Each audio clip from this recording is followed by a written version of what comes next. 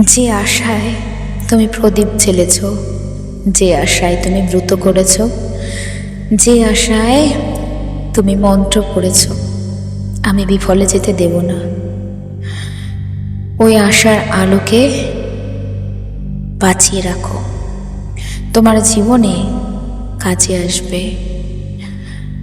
যে মানুষ নিজের মনের ভেতরে আমার জন্য প্রদীপ জ্বালবে, তার আশার আলো আমি কোনোদিন নিভতে দেব না।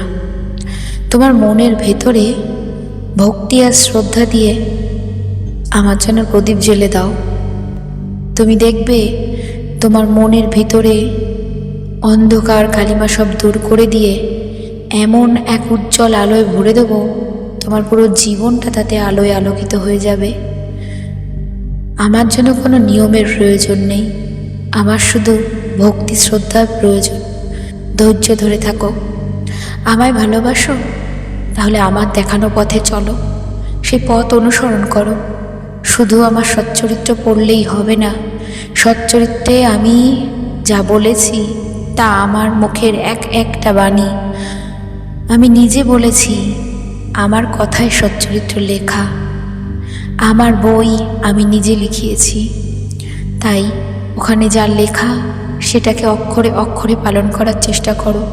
ওখান থেকে শুধু পড়লেই হবে না, বুঝতে হবে। বুঝলেই হবে না, সেগুলোকে নিজেদের জীবনে একটা একটা করে ভাগীদার করতে হবে। তুমি আমার দেখানো পথে চলো। তোমার জীবনে কোনো দুঃখ, কোনো দুর্দশা, কোনো অন্ধকার, কোনো হতাশাকে আমি স্থায়ী হতে দেব না। যত যাই আসুক না কেন, আমি সব মুহূর্তে তোমার সাথে আছি, পাশে আছি। যে কোনো পরিস্থিতিতে যখন তুমি যেখানে আমায় স্মরণ করবে, যে কোনো না যে কোনো রূপে, আমি সেখানে তখনই তোমায় দর্শন দেব, ধরা দেব, তোমার কৃপা করব, আশীর্বাদ করব, তোমার কাজ আমি সফল করব। আমাকে নিয়ে ভেবো না, আমি সামান্যতে কখনো কিছু ভাবি না। আমি তো ভগবান নই, আমাকে মালিক পাঠিয়েছিল, আর আমি মালিকের হয়ে কাজ করছি।